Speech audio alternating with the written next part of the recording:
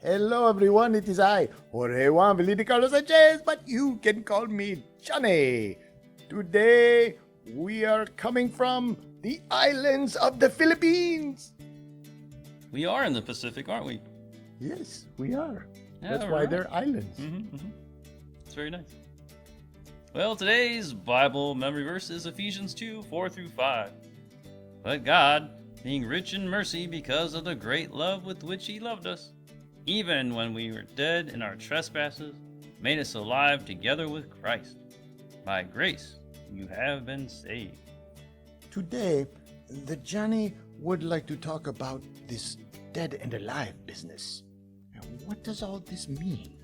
Well, first the verse says you're dead in your trespasses. Do you know what a trespass is? Well, I've seen signs that say no trespassing. That means that the Johnny is not supposed to go there. Yes, that's right. Literally, to trespass means to go beyond. Think of it as a wall or a fence. That is a boundary, and you're not supposed to go past that. God has set up boundaries or laws for people that they're not supposed to cross. I see. And if I cross one of those laws, then I'm dead? Yes. Well, maybe not your body, but definitely your soul is dead. But there is good news. So, is that the alive part? God made you alive together with Christ. Now, remember that Jesus died. Yes, that was very sad. But God made him alive again. That is what God does to you.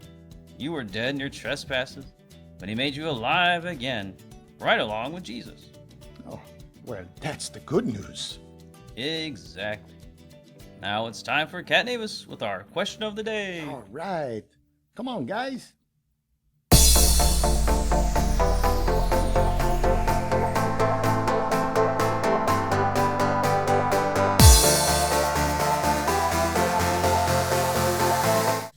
Greetings. Woo-hoo. Hey, Kat, it's time for your questions. Yes. Let's review questions 1 through 4. Say the answers with me. What did God the Father undertake in the covenant of grace? We justify and sanctify those for whom Christ should die. Question number 2. What is justification? It is God's forgiving sinners and treating them as if they had never sinned. And what is sanctification? It is God's making sinners holy in heart and conduct. And question 4 is, for whom did Christ obey and suffer? For those whom the Father had given him. That's it. Good job. And that's our question of the day. Yep. And now it's time for Theo and Elly.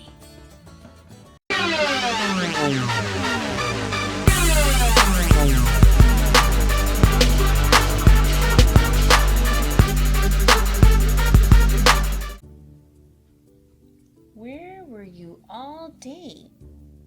I didn't really see you. Oh, I was cleaning my room. It took all day. Was your room that messy? Yeah, I got too much stuff. Maybe I should just give it all away. Then I wouldn't have to clean. That's one way to do it. Oh, hey, Doc. So, do you think he should give his stuff away? Maybe. There is a temptation to hold on to the things we have and to put our trust in them.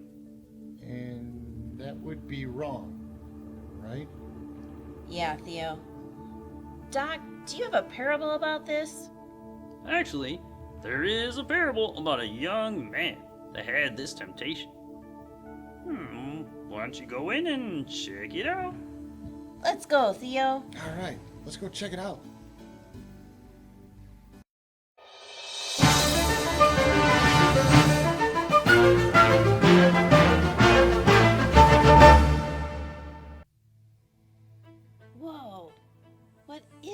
place?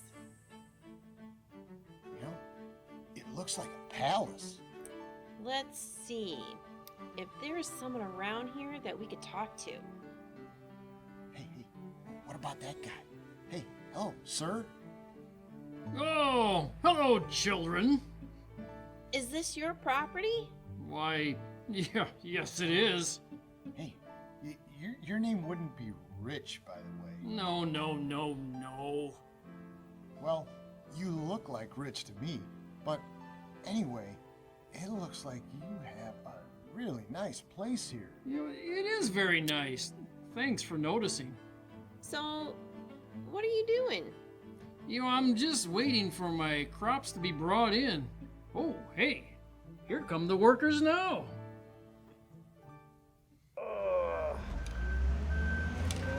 That's too much.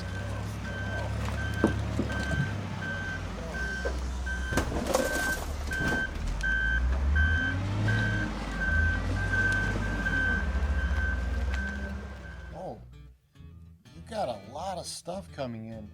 Is this normal? Yeah, the land has produced plentiful this year. Way more than I expected. Do you have a place to store all of this grain? Yeah, I guess we'll find out. Hey guys, you should put the grain in the barns first before you pile it up out here. We did! Your barns are completely full! Unless you got a plan for something else, we have nowhere to put all this stuff. It's starting to look like my room in here. Yes. What shall I do? For I have nowhere to store my crops. Yeah, right. So, what are you going to do? I'm sure there are some needy people that you could give the food to. Hey, I'm always in need of food. I will do this. I will tear down my barns and build larger ones, and there I will store all my grains and all my goods. I guess that's one way to go about things. This doesn't seem right. Yeah, I will say to my soul, Soul, you have many ample goods laid up for many years. Relax, eat, drink, and be merry. Hey, Theo, doesn't this guy sound a little selfish to you? Yeah, I agree. He has all of this food stored up, and he's planning to spend it all on himself. Isn't that,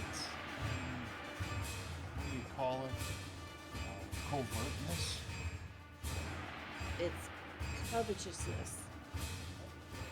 Yeah, that's right. Is he doing that? Okay, man. I want you to go out and start tearing down my barns. Yes, sir. Then we are going to build bigger and better. Look what I have done! Uh-oh.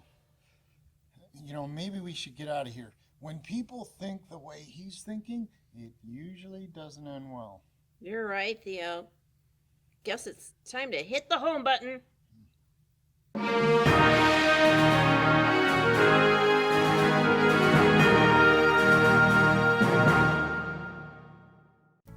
Welcome back. So, how was the parable? Well, I think we met Rich. You're right. Usually he's called the rich fool. But did we leave before the story was over? Is there anything that happens next? Well, there is. God speaks to the rich fool. Really? Well, what does he say? God says to him, Fool, this night your soul is required of you.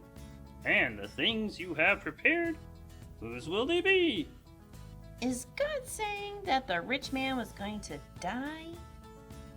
Exactly.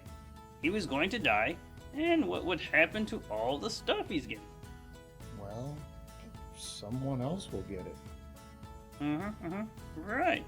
It was foolish for him to build bigger barns, or to trust that he will have food for years, so he could just take a break for years.